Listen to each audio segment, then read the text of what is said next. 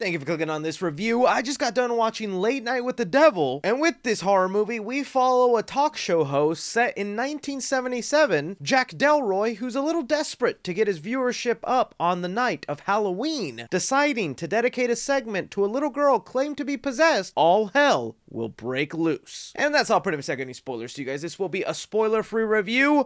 Oh man, there is a lot of heat on this movie. I don't even know if I'll have a YouTube career after this, but in case you didn't know, let me fill you in. So I first heard about this movie months and months ago when I was compiling a list for the best horror movies being released this year. I'm a big fan of David Dastmalchian as an actor, and I feel like he started appearing in a lot more horror movies lately. The premise of it being a late night talk show host where demonic possession happens, I just love that idea, even more with people mentioning that it would be shot like an actual talk show host and have this 70s TV aesthetic. And heck, it even premiered at film festivals last year, and it was rocking 100% on Rotten Tomatoes for the longest time. This was easily one of the horror movies I most wanted to see, and then a couple days ago, everything went downhill. People started to notice that there was a couple of art pieces within the movie that look AI generated. And well, the director of the movie confirmed that yeah, they experimented with AI in this movie and used it to create 3 images that show up periodically throughout this film. And once that information got loose, tons of people turned their back on this movie, suggested you boycott it, and if you decide to check out the movie, you're scum. And all that was happening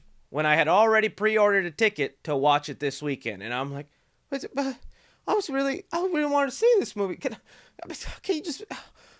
How badly canceled will I be? It's honestly a really terrible situation. I don't want to make too light of it because I do think AI taking over the film industry is a really scary prospect. But I also think people on both sides of the argument, whether you're boycotting and being rude to people who have an interest in seeing this, to the other people who are like, who cares? It's a little AI. That doesn't matter at all. There's got to be a middle ground for you to be able to discuss this civilly. My personal take on this before diving into the actual quality of the movie is, yeah, it's disappointing and I wish it wasn't done. I think there is some room for AI to help creators when making the movie. I mean, look at Spider-Verse. That was a movie where creatives came out and say AI was used to help with the animating process. They didn't use AI for any like the creative visuals, but like for small movements where Miles needs to turn his head, move his mouth, tedious things that could take hours, days for an animator to do when it's just a simple movement, they taught an AI machine to do that for them so that they could focus their attention on some of the more complicated sequences. Denis Villeneuve recently came out in a video and admitted he used AI to put the blue eyes on the Fremen. As in part 1, the eyes were done end by end. This time, the software were designed so the AI was like a way to help us. But again, that was machine learning, where it was teaching an AI how to track the eyes of the actors, replace them with blue, something that would be tedious, probably take a week or a couple of days for a bunch of animators to do, and it only helped make their job a little easier and focus on the other big things. In this situation with Late Night with the Devil, I don't think it was really helpful. It was just taking away a job that somebody else could have had. They typed in a prompt for a spooky 70s inspired image and it came out with one, and when you look at it, you can see the imperfections, the weird curves, things that let you know a computer made this and not an actual human being. And what makes it even worse, this type of AI is actually stealing from other artists, because that's how AI works. It doesn't just create it out of thin air, it needs to reference something. So when you see something like this, AI referenced other real humans' art and tried mimicking it. That's why a lot of artists get mad, because it's essentially stealing work and getting it for free. But again, that's just my take on the situation. You might agree, you might disagree. In the end, I still would like us just to be humane to each other. It feels like it's getting so much worse nowadays, where every movie has a controversy, has something bad attached to it, and you're a terrible person if you at all lay your eyes on it. I'm not the judge, jury, executioner of that ruling. All I can say is my opinion, and that I'm disappointed, and hopefully some of the backlash will stop other filmmakers from wanting to do something like this in their future projects. But okay, enough of that. Let's put aside the controversy and focus on the movie as is. Starting off, what I actually really loved about the movie is just the vibe and atmosphere. This is a movie that I would love to put on in the background during Halloween, whether I'm decorating my house, carving a pumpkin, waiting to give candy to kids who are trick-or-treating. It has such a nice aesthetic. I'm someone who did used to watch talk shows a lot. I was a big fan of Conan O'Brien, and when he would have his late night show on TBS, and so I was very familiar of the standard formula of a talk show, getting up, doing your monologue, saying a couple of cheesy jokes, having segments, and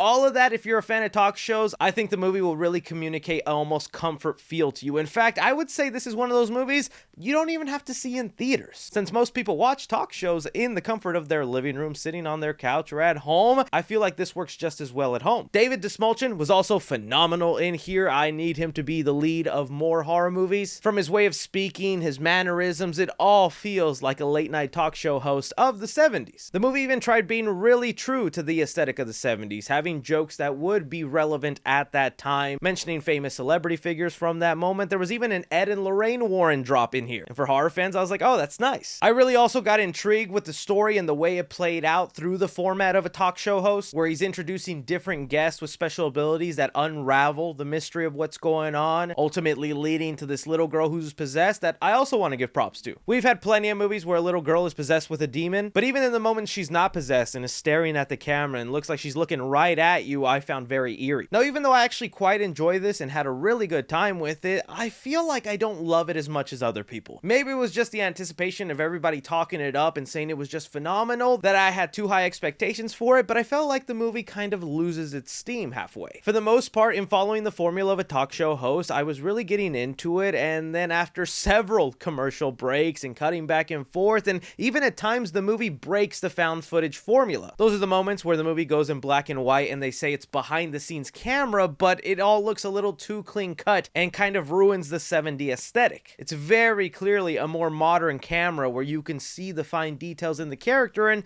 I wish they wouldn't have done that. I feel like I would have been a little bit more immersed if it consistently stuck to that 70s aesthetic. There's also a backstory with Jack Delroy that the movie narrates at the beginning that I kind of wish they would have fleshed out more. They only really give you hints of it, ruin the immersion, and I felt was just kind of overdoing it. At this point also, the movie's only an hour and 26 minutes, and it felt a little too long. And that's saying something when like the bare minimum for a modern day movie is an hour and 30 minutes. There were times where I'm like, is this movie 2 hours long? It feels like it's going for a while. There is a cool payoff in some bloody sequences that happen for like about 40 seconds max. And it'll also be up to you whether you enjoy the visuals thrown in there, because the VFX are very 70s inspired. Stuff where you can tell there's some wonky CGI in there. I thought it was okay, but to some that might stick out like a sore thumb. Overall though, I still really liked it. I still enjoyed it. I do just kind of wished it went a little bit more simpler with its story, cut out some of the fat, and stayed true to more of the immersion within the 70s found footage style. So with Late Night with the Devil, I'm gonna give Action 1 star. The movie is just an extended episode of a late night show, and that requires a lot of talking, a lot of sitting down, a lot of dialogue, which I do enjoy. But if you're hoping to see a lot of demonic possession, people flying around, or even bodies dropping, you'll get that towards the end for about 40 seconds. Commenting the movie, I'm gonna give it 2 stars. It had that talk show cheesy humor. Things where like the simplest jokes get like the biggest laugh from the audience. It did give it a bit of charm, but there wasn't a lot of stuff in here I was genuinely laughing at. Drama in the movie, I'm gonna give it 3 stars. I still had fun with the premise itself and seeing the movie play out this way. I wish they would have delved into the backstory a little more, but the format of the movie kind of limits some of that backstory. Horror in the movie, I'm gonna give it 2.5 stars. I think the little girl is frightening. The demonic possession stuff can get under your skin. When you're immersed and feel like this almost is an actual televised program, it works really effectively, and then there's moments it takes you out of that immersion. And suspense in the movie, I'm gonna give it 3 stars. I feel like there was a right amount of tension, a right amount of build-up, and there's a nice payoff towards the end. Casual fans, I'm gonna give it a B-. I think the movie does require you to have some knowledge or familiarity with late night shows. If you're someone who's just never watched one, this movie might not work for you. Cinephiles, I'm also gonna give it a B-,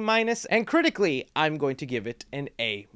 While I did enjoy my time with the movie, I feel like it's a film you could honestly enjoy best when you rent it at home. That'll do, Donkey.